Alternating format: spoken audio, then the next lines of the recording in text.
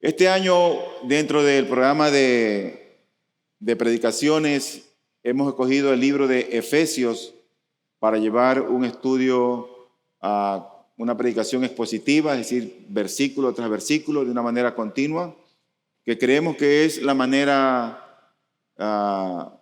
mejor manera de poder expresar la palabra del Señor y poderla conocer. Y ya sabemos nosotros entonces que Efesios era una colonia romana, pertenecía a Roma, y esta iglesia estaba formada por un grupo de creyentes que no eran judíos, eran gentiles. Pero ellos oyeron el evangelio y Dios los convirtió. Ellos desconocían muchas cosas, en un momento dado vivían según la corriente de este mundo, y de un momento a otro Dios los transformó. El asunto es que cuando Dios transforma a una persona, esa persona no vuelve a ser la misma.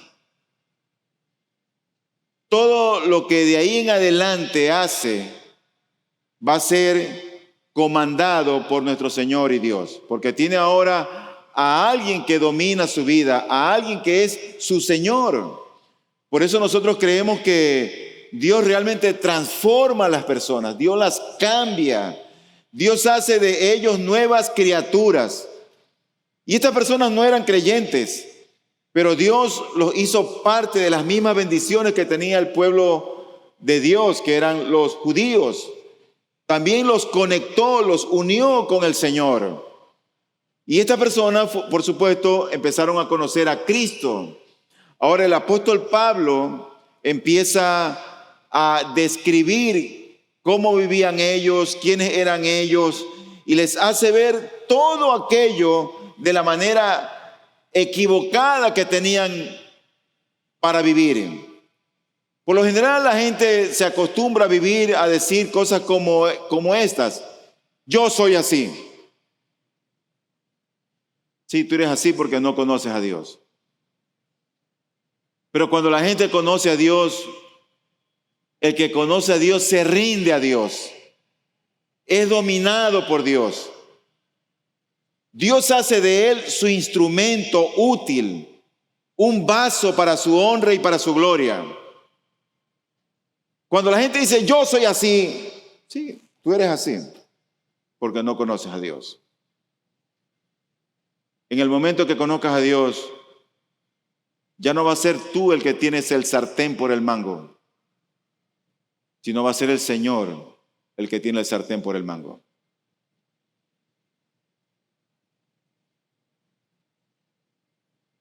El domingo pasado nosotros estuvimos viendo los versículos que terminaban en Efesios capítulo 5 hasta el 2 y vimos el capítulo 4.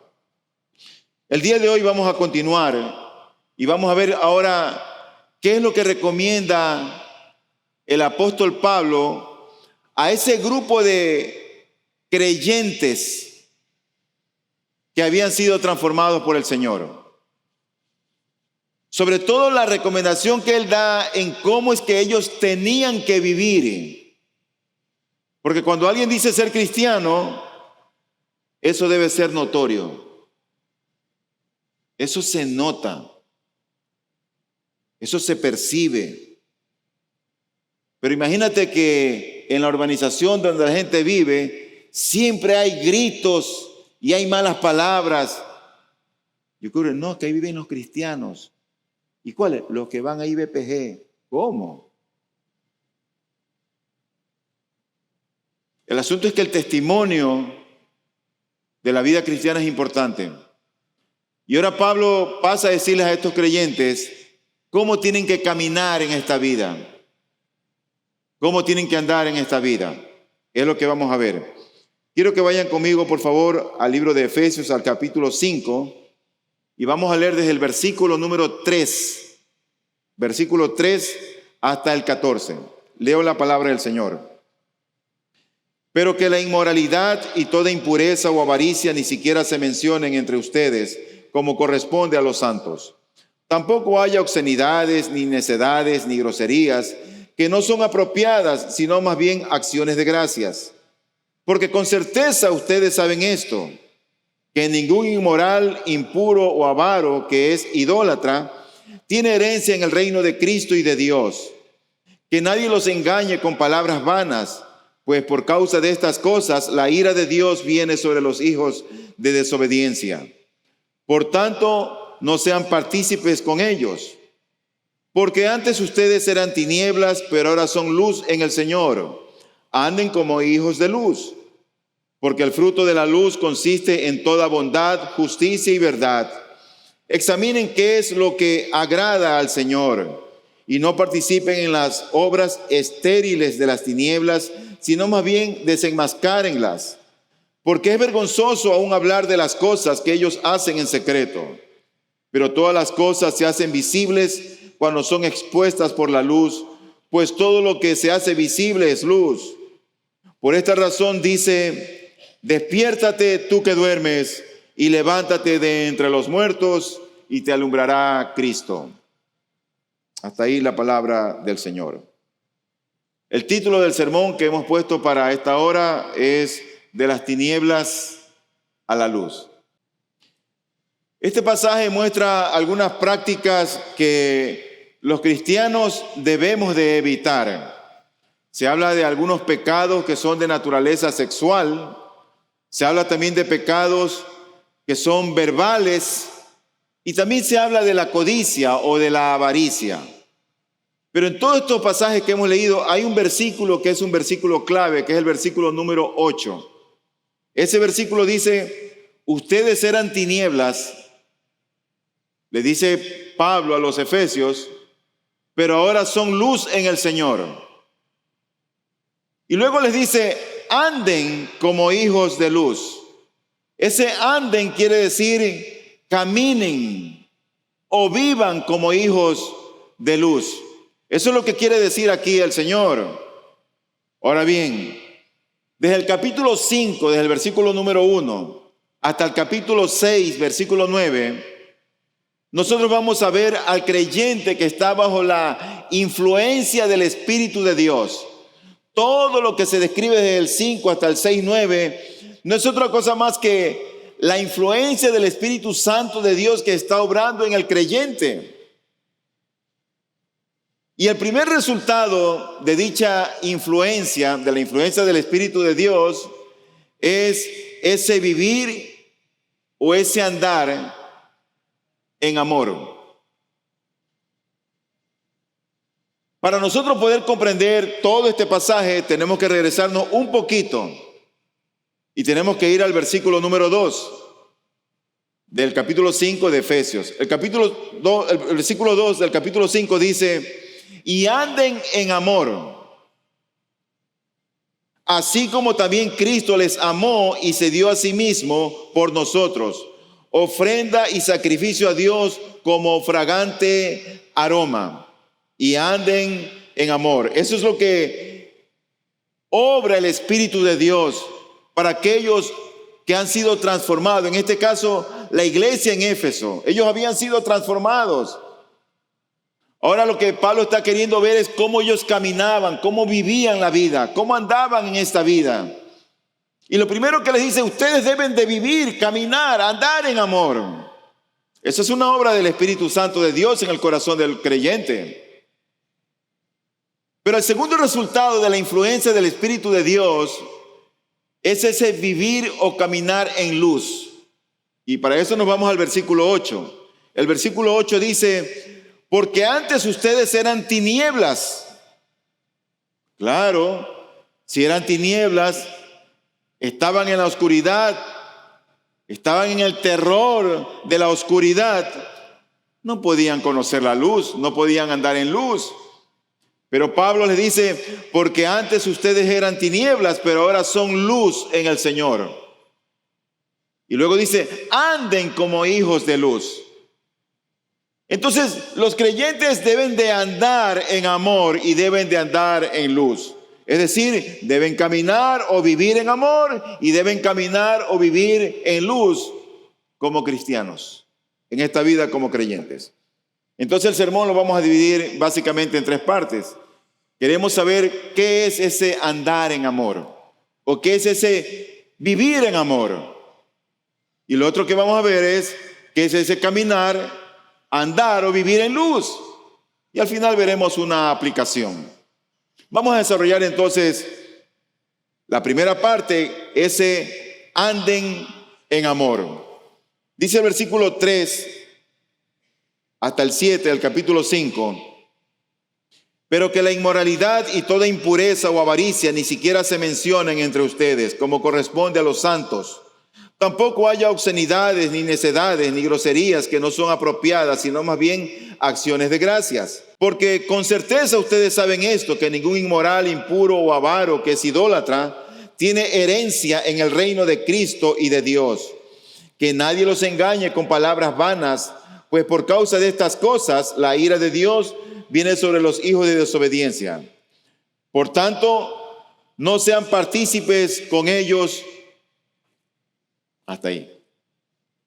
Recuerden que esto tiene como plataforma el versículo número 2, anden en amor. Pero ¿cómo podemos andar en esta vida en amor? Para el cristiano tiene un espejo en que mirarse. Y ese espejo es Cristo. Y él utiliza aquí una palabra en el versículo número 1, donde dice, sean pues imitadores de Dios. Y todo empieza con la imitación, el imitar a Dios. La palabra que aquí se utiliza para imitación es la palabra mimesis, de donde viene se deriva la palabra mímica o imitación. Y la imitación era en los tiempos antiguos, en los tiempos de Sócrates, de Platón, en los tiempos de aquella cultura griega que estaba bien encumbrada. Para ellos era lo más importante del aprendizaje de un orador, era la imitación. Cuando alguien quería llegar a ser un orador de renombre, ellos tenían que imitar a sus maestros.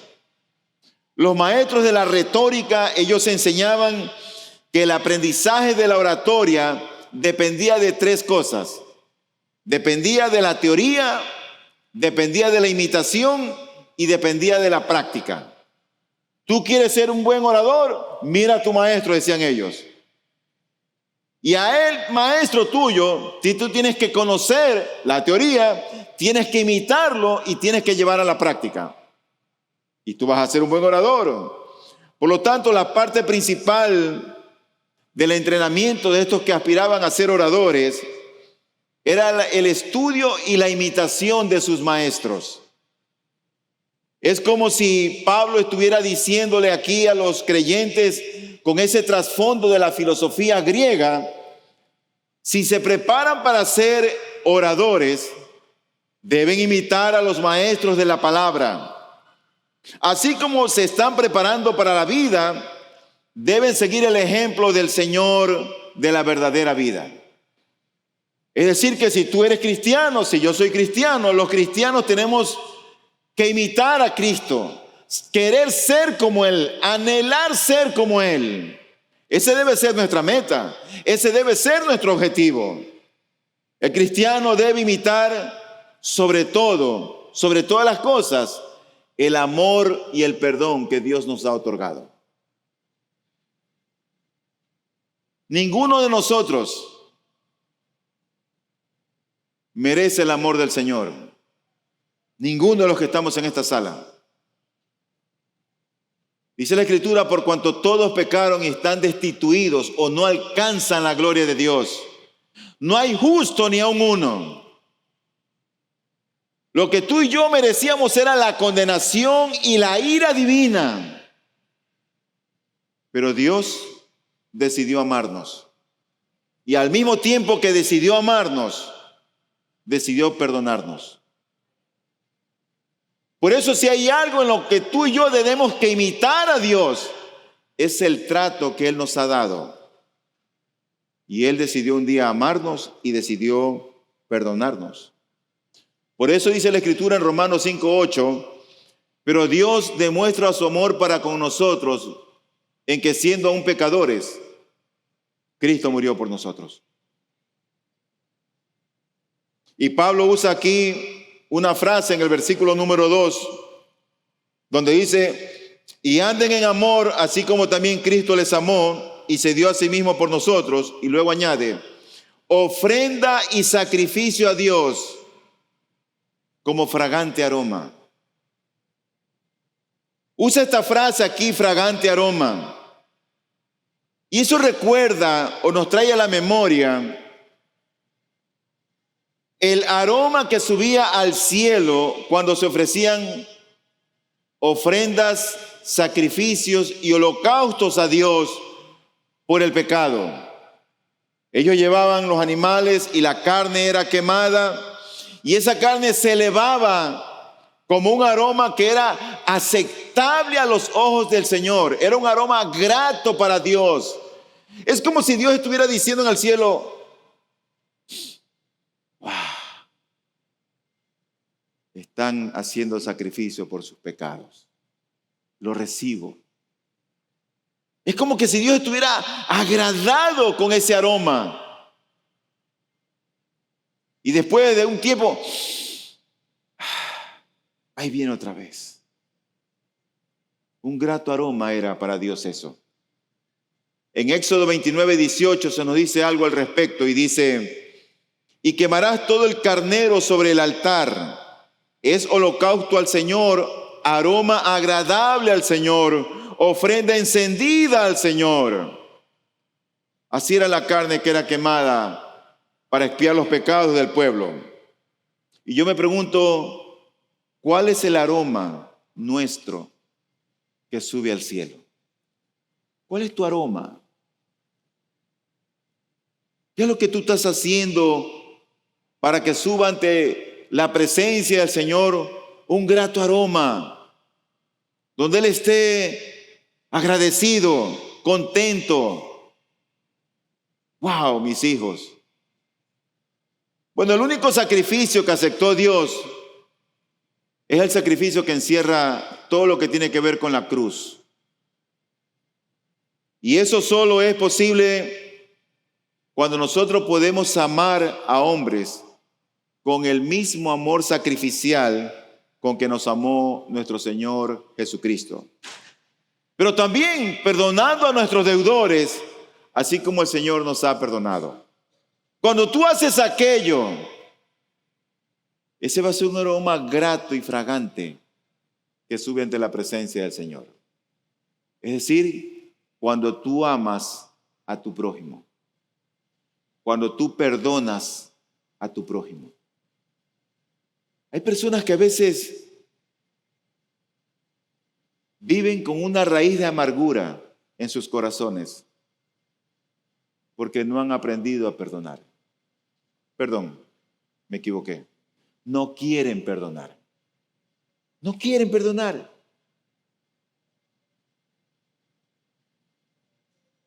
Y yo me pregunto, ¿qué aroma es el que estás elevando al cielo?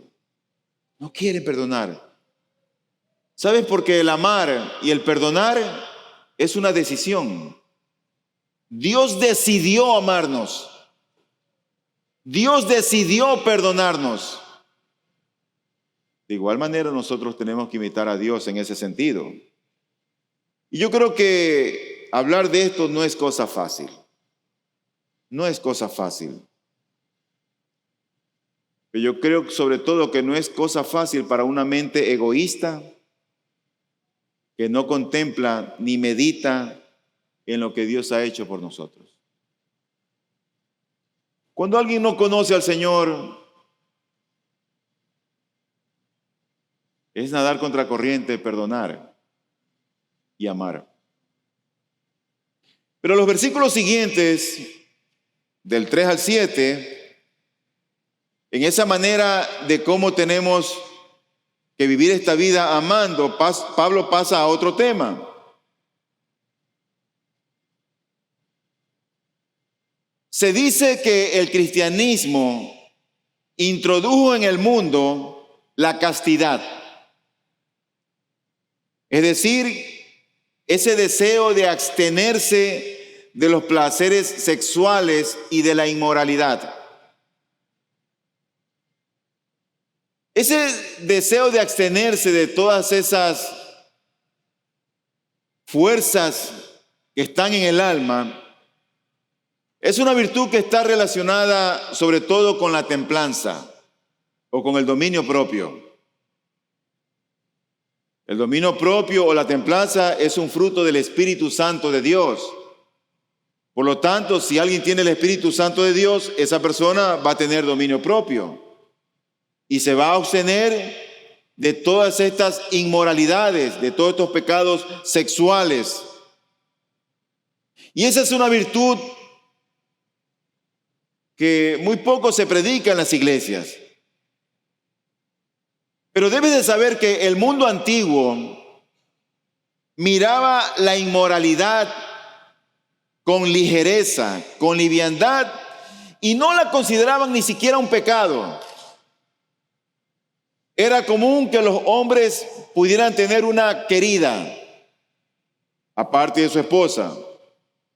Tanto así que, por ejemplo, cuando Cristo vino, los grandes templos que habían en Corinto tenían muchas sacerdotisas que en realidad eran prostitutas sagradas.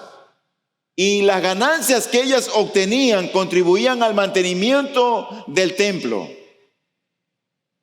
Así era como estaba el mundo antiguo afectado en esa inmoralidad. Y cuando los jóvenes, los adultos o los casados cometían esos pecados, ellos lo dejaban pasar como que era algo del mundo. Pero dice el apóstol Pablo en el versículo 3 y 4 del capítulo 5 de Efesios: pero que la inmoralidad y toda impureza o avaricia ni siquiera se mencionen entre ustedes como corresponde a los santos. Tampoco haya obscenidades, ni necedades, ni groserías que no son apropiadas, sino más bien acciones de gracias. Entonces, en medio de una humanidad degenerada y perversa, donde la deslealtad o la traición en el matrimonio es algo común, yo me pregunto, ¿cuál es el remedio para estas perversiones? Y dice el apóstol Pablo en la parte final del versículo 4: tampoco haya obscenidades, ni necedades, ni groserías, que no son apropiadas. Y él dice, sino más bien acciones de gracias. Las acciones de gracias son, por así decirlo, el antídoto, el remedio para todo ese pecado de la inmoralidad sexual.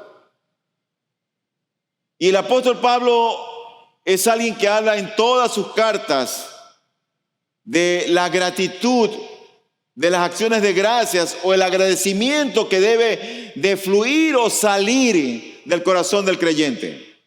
Por ejemplo, en el capítulo 5 mismo, más adelante, en el versículo 20, él vuelve a tocar este tema, el asunto de las acciones de gracias. Y él dice, den siempre gracias por todo, en el nombre de nuestro Señor Jesucristo, a Dios el Padre. Pero entonces nos preguntamos, ¿y qué son las acciones de gracias? Bueno, las acciones de gracias es el reconocimiento agradecido de los beneficios que recibimos. Tú reconoces agradecidamente, contento, que lo que tienes no es porque te lo mereces, no es porque te lo has ganado, no es porque eres pilas, ni porque eres sabio en los negocios, ni eres... No. Tú entiendes que lo que tienes es porque Dios te lo ha dado por pura gracia. Nada más. Entonces las acciones de gracias es ese reconocimiento agradecido de todos los beneficios que tú has recibido. La persona que da acción de gracias al menos reconoce tres cosas. En primer lugar, que las bendiciones que disfruta son un regalo y que no pueden atribuirse crédito por ellas. Es un regalo que Dios te ha dado. El hecho que tú tengas tu casita, o tu carro, o tus hijos, o tu familia, o tu negocio, no es porque tú te lo mereces, ni porque yo me lo merezco. No puedes darte crédito por ello. No es por los años que tú has venido trabajando. Mira, esto me ha... No. Es Dios quien ha intervenido y te ha bendecido.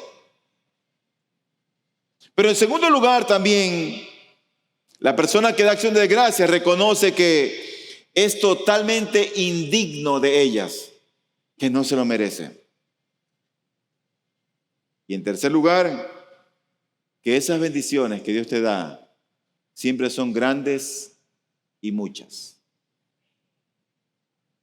Dios desea que nosotros siempre seamos agradecidos. Es decir, que sobreabundemos en acciones de gracias. Por ejemplo, en Colosenses 2:7 dice la Escritura: firmemente arraigados y edificados en Él y confirmados en su fe, tal como fueron instruidos, rebosando de gratitud.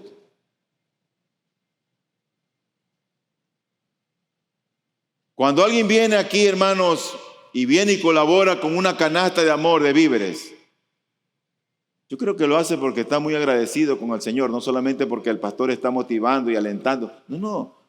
Nosotros damos de lo que Dios nos da.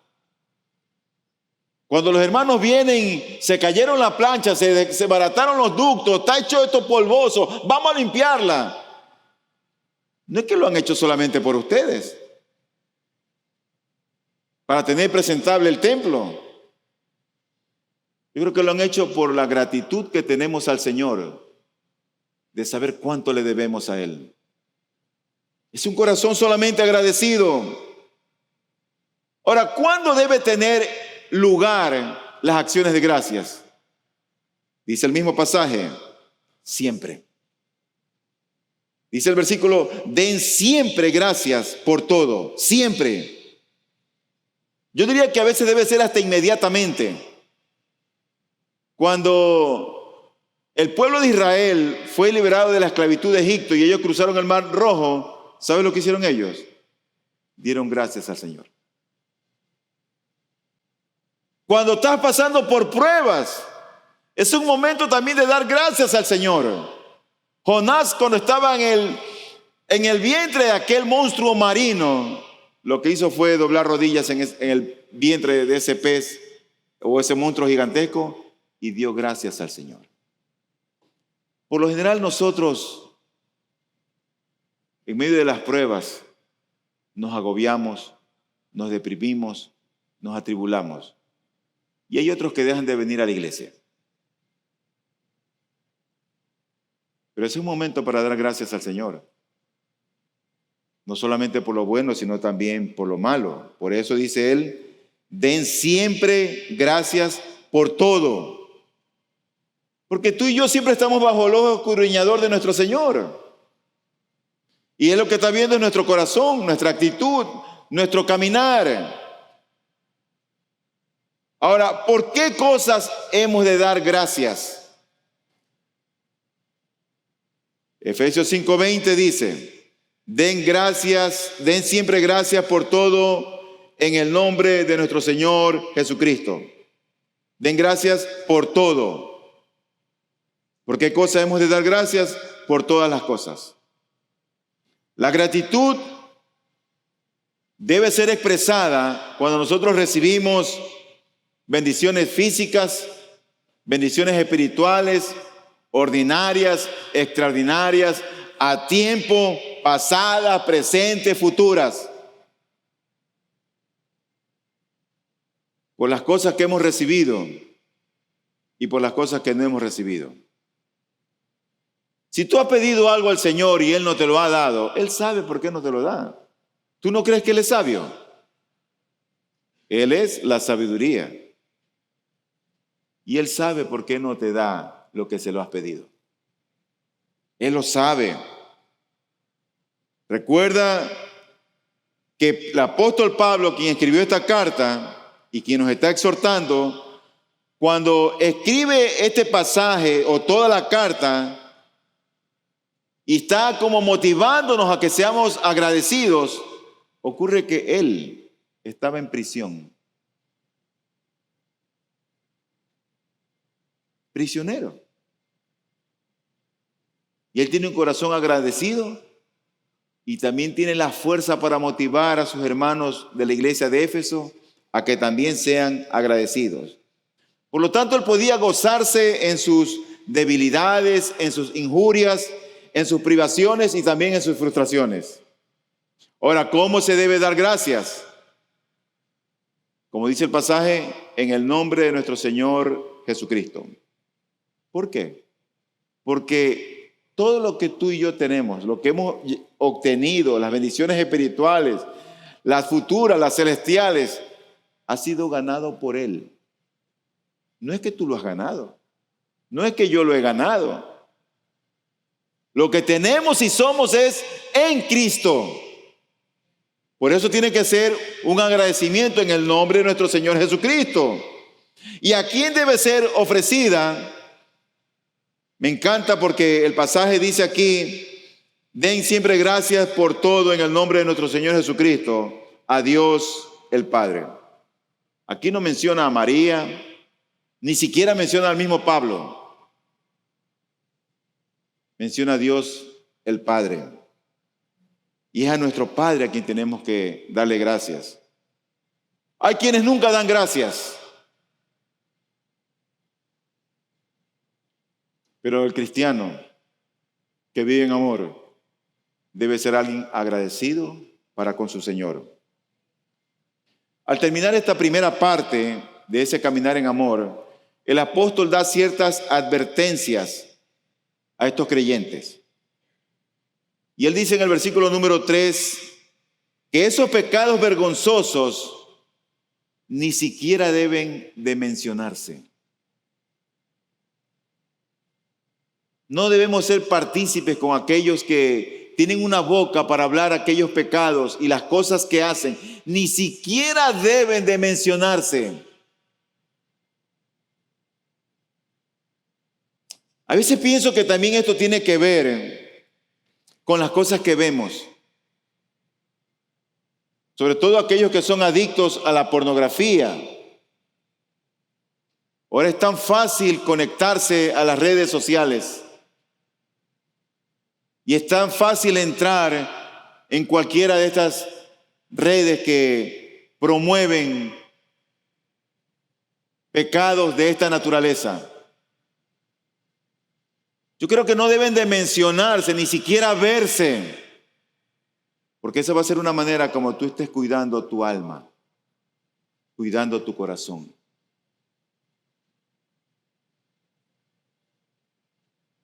Aquellos pecados, esas cosas como inmorales, impuras, que también le llama él avaricia, aquellos que participan de esas obscenidades, dice la Escritura, no tienen parte en el reino de Cristo.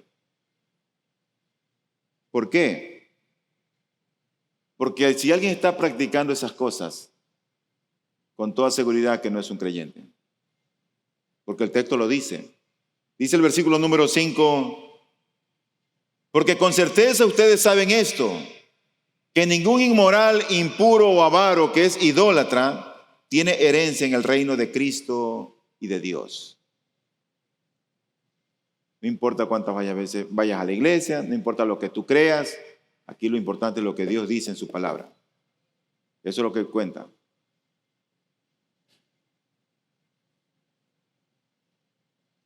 Otra advertencia que el apóstol les da es a que los creyentes no se dejen engañar. Y no se dejen engañar con palabras vacías o palabras vanas. Mira que en ese tiempo, allá en el siglo I, que venían pasando ellos del gran apogeo filosófico de Grecia, había voces en el mundo antiguo que enseñaban a la gente por lo general a pensar con ligereza en los pecados del cuerpo. Por ejemplo, estaban los gnósticos. Los gnósticos sostenían que en el ser humano lo único bueno es el espíritu. Así decían ellos. El cuerpo, la carne es mala, decían ellos. Lo que tenía para ellos valor era el espíritu. Entonces, como ellos tenían esa forma de ver al hombre y sus creencias, decían, entonces haz con tu cuerpo lo que te dé la gana, lo que tú quieras, llévalo donde tú quieras, porque lo importante es el espíritu. El cuerpo no tiene valor, no tiene importancia. El cuerpo es pecado. Ellos decían que solamente el espíritu es bueno. Decían que la carne es mala. Y por eso es que ellos daban rienda suelta a los apetitos de su carne. Porque para ellos la carne no era lo importante. En la carne no había nada de pureza. El cristianismo, cuando viene nuestro Señor Jesucristo, tiene que derribar todos aquellos argumentos de hombres y toda esa mundanalidad que estaba en la conciencia de los hombres. Y se enfrentó también el cristianismo a esta corriente, indicando que tanto el cuerpo como el alma son importantes para Dios. Porque al cuerpo y al alma fue que los creó Dios. Y de hecho, Dios el Padre envió a Jesucristo en un hombre. Y Jesucristo tomó forma de siervo, hecho semejante a nosotros. Y Él era también cuerpo y alma, o cuerpo y espíritu. Él asumió una forma humana. Y ahora para los creyentes, el cuerpo es el templo de Dios. Y es la morada del Espíritu Santo. Por eso es que la salvación tiene que ver con todo nuestro ser. Tiene que ver con nuestro cuerpo y también con nuestro espíritu o alma.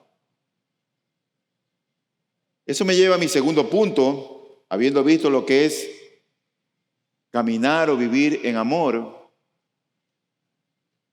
Ahora vamos a ver lo que es caminar o vivir en la luz. Versículo 8 al 14, dice la Escritura: porque antes ustedes eran tinieblas, pero ahora son luz en el Señor. Anden como hijos de luz. Porque el fruto de la luz consiste en toda bondad, justicia y verdad. Examinen qué es lo que agrada al Señor y no participen en las obras estériles de las tinieblas, sino más bien desenmascárenlas. Porque es vergonzoso aún hablar de las cosas que ellos hacen en secreto.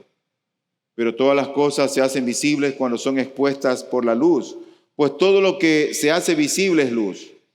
Por esta razón dice: despiértate tú que duermes y levántate de entre los muertos y te alumbrará Cristo.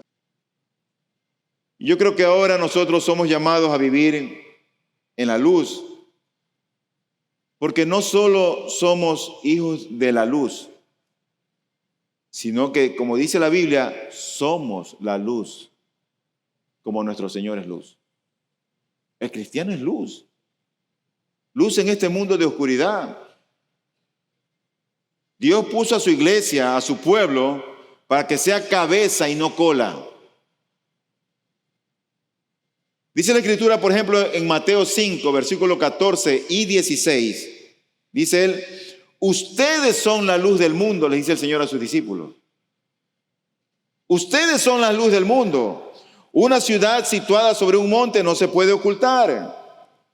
Versículo 16. Así brille la luz de ustedes delante de los hombres, para que vean sus buenas acciones y glorifiquen a su Padre que está en los cielos. El cristiano es luz. Somos llamados a caminar, a vivir en la luz. En Juan 8:12, la Biblia nos describe que el Señor Jesucristo también es luz. Y nosotros somos luz por lo que Él es, por esa unión que tenemos con Él. Dice Juan 8:12, Jesús les habló otra vez diciendo: yo soy la luz del mundo. El que me sigue no andará en tinieblas, sino que tendrá la luz de la vida. Él es la luz del mundo. Pero si tú lo sigues, querido amigo, que no conoces al Señor, tú tendrás la luz de la vida. En Juan 12:46 dice: yo, la luz, he venido al mundo para que todo el que cree en mí no permanezca en tinieblas. Él es la luz del mundo. Pero cuando tú vas a las Escrituras, tú encuentras que la Biblia da por sentado que todo aquel que es cristiano camina en luz. No camina tanteando. No es que el cristiano es alguien que no sabe para dónde va. El cristiano sabe para dónde va. El cristiano sabe cuál es su meta final, cuál es su objetivo. Porque está caminando en la luz, porque Él es luz. No importa si vivimos en este mundo de oscuridad, no importa cuánta gente perversa esté a nuestro alrededor. Hubo un hombre, el apóstol Pablo, que dice la Biblia que este hombre fue escogido por Dios para que anunciara el evangelio a los gentiles. Este hombre, ustedes saben que era un hombre perverso y cruel. Antes estaba en oscuridad, estaba en tinieblas, hasta que se encontró con la luz en el camino a Damasco. Después que tuvo ese encuentro con el Señor, nunca más volvió a ser el mismo. Y él recuerda ese encuentro con el Señor. Y recuerda las palabras que Dios le dice. Y dice la Escritura, hablando de él en Mateo 26, 18, para que les abra sus ojos, a quienes él iba a predicar, a fin de que se conviertan de las tinieblas a la luz y del dominio de Satanás a Dios, para que reciban por la fe en mí el perdón de pecados y herencia entre los que han sido santificados. Este hombre tenía un ministerio, tenía un llamado, y es que él iba a anunciar el evangelio a los que estaban en tinieblas, a los que estaban en oscuridad, para que reciban la luz. Esto no es cuestión de religión, por si acaso. No, es que yo tengo mi religión. Es que esto no es cuestión de religión. Esto es la cuestión de dónde tú estás. Porque tu religión no te va a salvar. Porque si estás en tinieblas y no vienes a la luz, morirás en tinieblas. Piensa en eso. La Biblia da por sentado que todo el que es cristiano camina en la luz. De hecho, el apóstol Juan escribió mucho acerca de esto. Voy a mencionar solamente 2 pasajes. Primera de Juan 1:7 dice, pero si andamos en la luz, como Él está en la luz, tenemos comunión los unos con los otros. Y la sangre de Jesús, su Hijo, nos limpia de todo pecado. Piensa en ese pasaje. Piensa. Pero si andamos en la luz, como Él está en luz, tenemos comunión unos con otros. Ahora tú puedes entender por qué tú cuando termina el culto sales disparado de aquí y te vas. Porque no estás en la luz.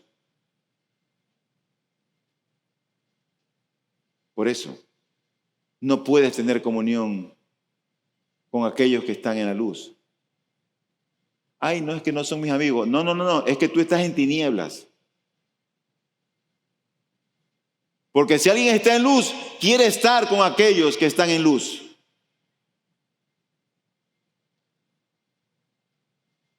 Pero si tú estás en oscuridad y en tinieblas, tú vas a despreciar la luz y vas a buscar tu grupito con los que están en la misma posición que la tuya.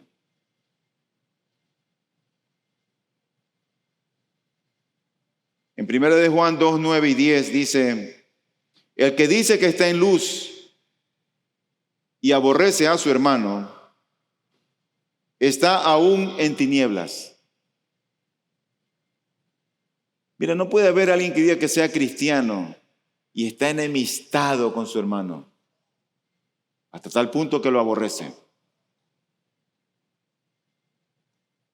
Estás en tinieblas si esa es tu condición. Estás en tinieblas. Porque dice el versículo 10, el que ama a su hermano permanece en la luz y no hay causa de tropiezo en él. Yo pienso que el apóstol Pablo veía la vida pagana realmente como algo tenebroso, como algo oscuro. mientras que veía la vida cristiana como algo radiante, algo que emanaba luz. Tan claro lo ve el apóstol Pablo, que dice que los paganos no son hijos de las tinieblas, sino que son las tinieblas mismo. Así también los cristianos no es que son hijos de la luz, sino que el cristiano es la luz. Vuelve al versículo 8 y mira lo que dice allí.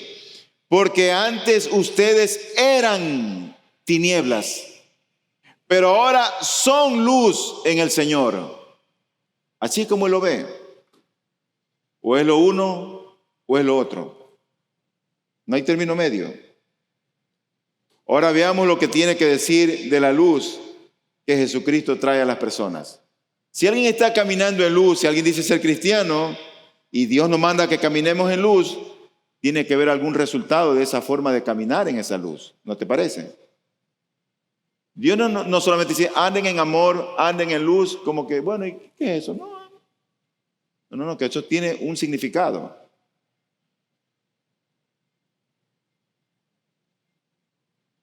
La persona que anda en luz produce fruto. Mira lo que dice el versículo 9 del capítulo 5. Lo leo. Dice allí: porque el fruto de la luz consiste en toda bondad, justicia y verdad. Bondad, ¿qué es bondad? Bondad es benevolencia, generosidad de espíritu. Es lo contrario a egoísmo. El egoísta piensa para sí mismo. El benevolente piensa en el otro. Es generoso, es dadivoso. Justicia, ¿qué es la justicia? La justicia es dar a las personas y a Dios lo que es debido. Y verdad, cuando la Biblia habla de verdad, sobre todo en este caso, no es algo meramente intelectual que se capta en la mente. Es más bien o tiene que ver con una verdad moral. No solamente algo que se conoce, sino algo que se hace. Nosotros debemos de ser antes de hacer. Primeramente está el ser y luego el hacer. No es al revés. La luz que Cristo nos trae, sin lugar a duda, que nos hace ciudadanos que somos útiles en este mundo. Nos hace hombres y mujeres que no faltan nunca a su deber humano o divino. Y nos hace fuertes para hacer lo que sabemos que es verdadero. Por otro lado, la luz nos permite distinguir entre lo que es agradable a Dios y lo que no es agradable para Él. Mira lo que dice el versículo 10. Examinen qué es lo que agrada al Señor. Cuando alguien anda en luz, la persona va a distinguir, eso no, yo no me meto eso a Dios no le agrada. Pero aquel que no está en luz, le da lo mismo lo uno o lo otro. Ay, pero con ese, no seas maldito. Y la gente hace las cosas indebidas. Por eso pienso que esa luz que tiene el creyente nos permite distinguir entre lo que le agrada a Dios y lo que no le agrada. Es lo que hacemos a la luz del Evangelio, a la luz de Cristo, que se debe de exponer. Todas las acciones, todos los motivos que tú hagas. ¿Tú eres creyente? Ah, sí, pastor, no, yo soy creyente. ¿Y quién es tu novia? No, una chica de acá. ¿Es creyente? No, pero se va a convertir, le estoy hablando de Cristo. No, que ya empezaste mal. Eso a Dios no le agrada. Deja ese impía ahí y tú sigas adorando al Señor. Yo a veces no entiendo cómo jóvenes cristianos están involucrados con personas impías, que no conocen al Señor, que no están en la luz. El creyente puede distinguir qué es lo que agrada a Dios y qué es lo que no le agrada. Pero también la luz expone lo que es malo. Dice el versículo número 11. Y no participen en las obras estériles de las tinieblas, sino más bien desenmascárenlas. La luz expone lo que es malo. Y la mejor manera de desenmascarar al mundo de cualquier especie de mal es cuando se lo saca a la luz. Mientras una cosa se haga en secreto, seguirá haciéndose en secreto. Cuando tú sabes del pecado de alguien donde trabajas, o del pecado de alguien en la iglesia, y tú lo sabes y no haces nada por ello, no lo compartes con la persona que tiene que ser, tú eres cómplice de ese pecado, porque tú no estás desenmascarando el pecado.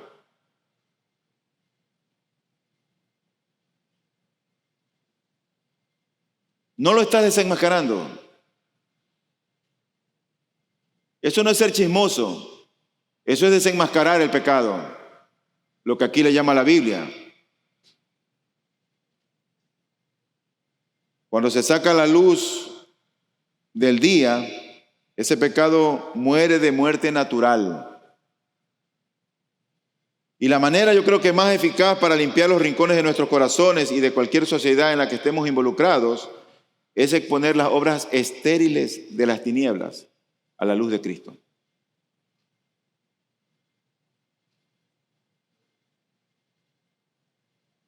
Dice el versículo número 13 del capítulo 5, pero todas las cosas se hacen visibles cuando son expuestas por la luz, pues todo lo que se hace visible es luz.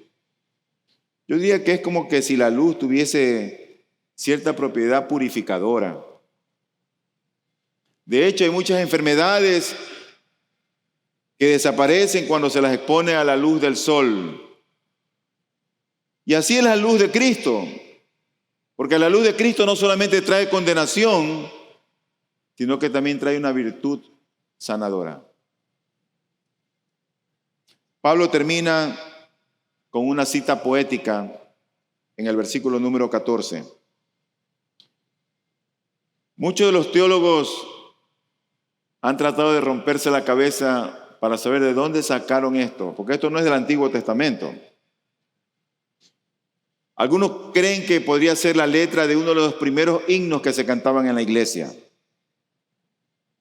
Y algunos creen que probablemente esta letra era la letra que se cantaba en los himnos, sobre todo cuando las personas confesaban sus pecados al momento del bautizo. Ellos testificaban quiénes eran y ahora testificaban quiénes eran en Cristo.